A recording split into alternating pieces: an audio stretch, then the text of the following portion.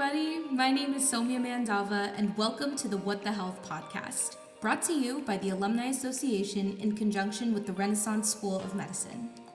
Each episode, we bring on an outstanding alumnus who tells us what the health we can expect after graduating from medical school. From their journey to their interests to incorporating it into their chosen fields, we get to hear it all. So, let's jump right in.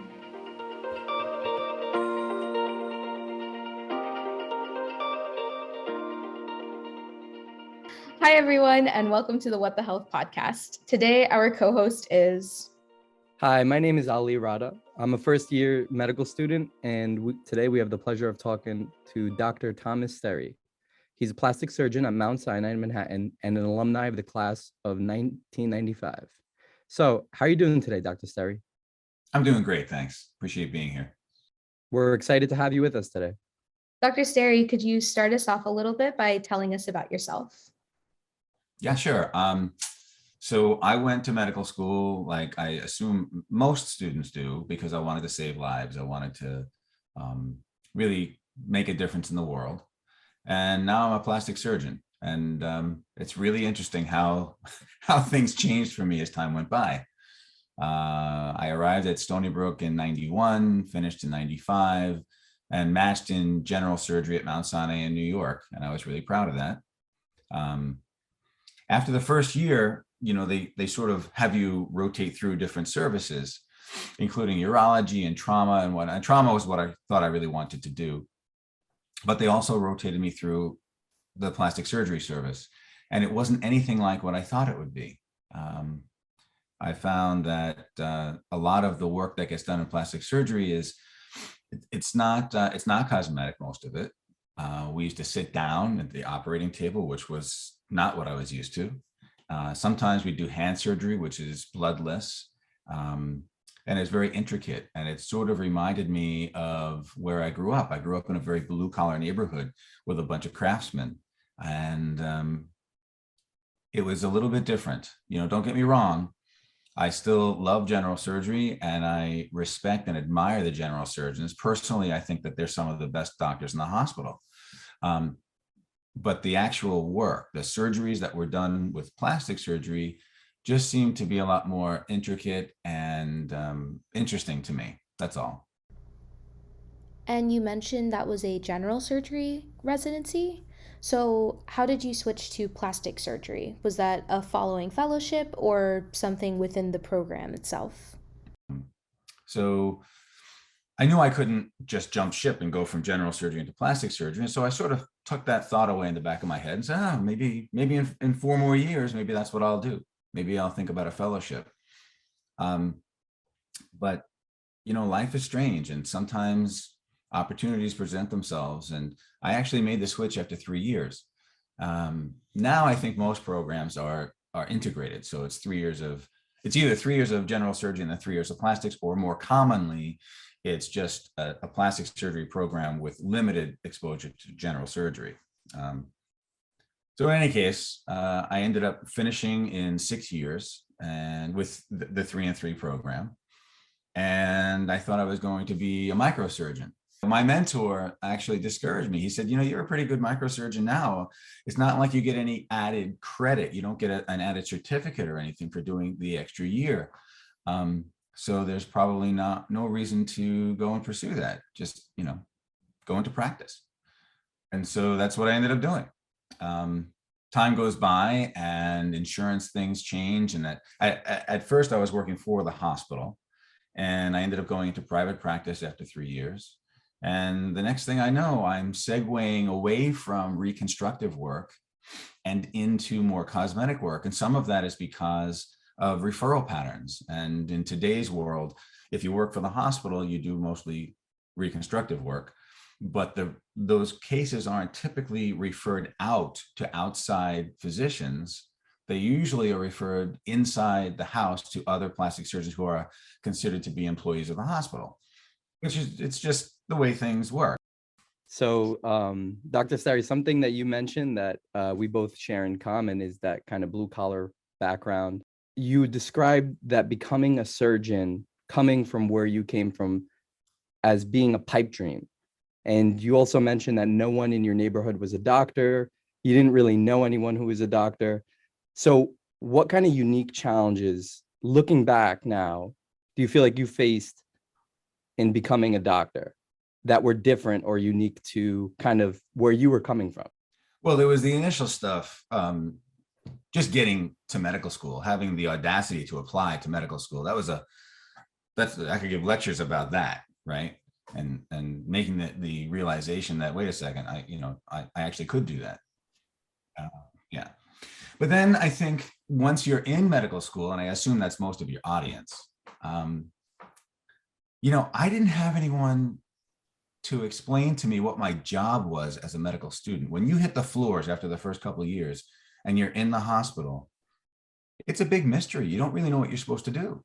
And there's a temptation to kind of stand around and wait to be told. And that's not really going to give you any favoritism. No one's really going to appreciate that. And figuring out what my job was and how I could be helpful to the team, that's a big challenge. And it's not so easy to figure out for anybody, I think. But that being said, I think if your father was a doctor, or your mom, or an uncle, or a dear close friend of the family, or somebody, they would kind of say to you, look, go get the bandages and start changing the dressings when you walk in the room.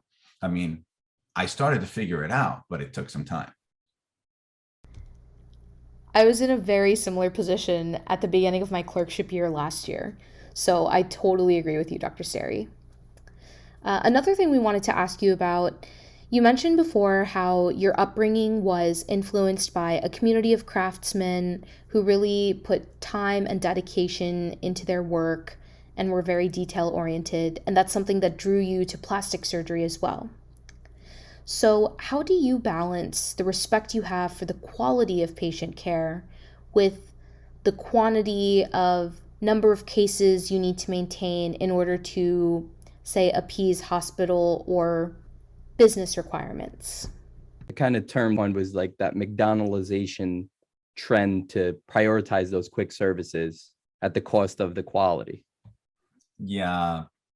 Well, look, the bean counters would like that very much. But one always has to remember, when it's your patient, you really can't let that happen. I know there's a tendency. And so maybe in the sense that you could do procedures that are inherently quicker and become a specialist at some of those, maybe that's a way to do it. But, and also I will say, some of procedure, and I have to speak about surgery because that's what I do, right? But when I was in general surgery, there were people who could take a gallbladder out in about 10 minutes, but they sort of like ripped it off the liver bed and left it bleeding and ran out of the next, let's go. Where's the next one? And so you can work that way, and most of the time you're going to get away with it. But sometimes the liver bleeds, and then you have to contend with that issue. And the thing about some areas of procedures and surgery is that oftentimes the outside world has no idea if you did a good job or not. They just know that it only took you, so many minutes to do this case, whatever it might be. And the thing about my field is that if you do it fast and not well, people are going to notice. If you do a really fast nose job, they might become clued in after a few months that this isn't the way it was supposed to go. That's, by the way, not to speak too specifically about my work, but in plastic surgery, we are not the darlings of the OR. The hospitals don't like us to do cases there because we tend to take too long for very little payment. So for instance, if you're doing a deep flap for a breast reconstruction, that's an all-day case. And while they do get compensated, they sure would like it if you did 4 implant reconstructions instead of 1 deep flap, So now that you're in the heart of it, what excites you most about plastic surgery? And on the flip side of that, what bothers you the most about the field? It's sort of an open area, and you can be very creative. There are, and I say this to patients on a regular basis, if you show up to ask 10 plastic surgeons how to fix a given problem, you're going to get about 30 or 40 answers, because there's so many different ways to go about fixing things, or even in terms of cosmetic, right? We all call what we're doing a facelift, but we all do it differently. And we all have our reasons for doing the things that we do. So the creativity, in my opinion, is one of the best parts. I really enjoy that. And, look, there's a lot of ego involved, right? I mean, I like to think I'm doing it better than the next guy, at least for certain procedures. Some things I don't do a lot of, and I respect that somebody else knows how to do it better. But when you get into my realm and my area, no, I own this, back up. I'm really proud, and I like doing it my way, whatever that procedure might be. In terms of some of the problems, and there's a lot of people who are vying for our position in plastic surgery. So there's a lot of what you might consider to be a turf war, but you'd only say that if you're not paying attention. Let me be more clear. If I have a patient comes to see me and he or she chooses a different plastic surgeon, I say to myself, all right, well, I lost a case. That's all right. If Adam down the street is doing it, but he's a plastic surgeon, hey, look, he's a good surgeon. God bless, do well. If you need anything, call me.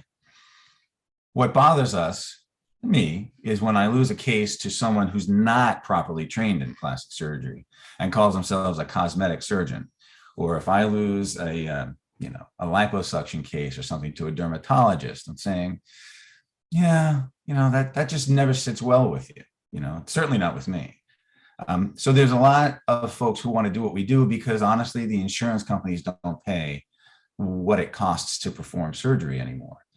And so it can be really challenging. And there's folks who are trained in other fields who are trying to do what I do now in terms of the cosmetic work because they want out of the insurance program. I actually hadn't even realized that before, so thank you so much for sharing it with us, Dr. Sterry. Just to round us off, you've given us a lot of great advice throughout this episode. Is there any last parting words that you'd want to share with any students interested in pursuing surgery or even more specifically plastic surgery? It's one of the most important things for any surgeon of any type, your availability. If people are going to refer you patients, you need to be Johnny on the spot or Janie on the spot and be there. 80% of life is showing up. Isn't that what Woody Allen said? And I think it's true. That's an amazing attitude to have.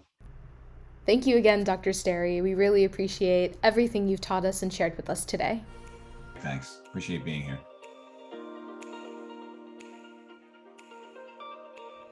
Thanks for tuning in to the What the Health podcast. Please be sure to check out our linked resources at the Stony Brook Medicine YouTube channel. See you next time.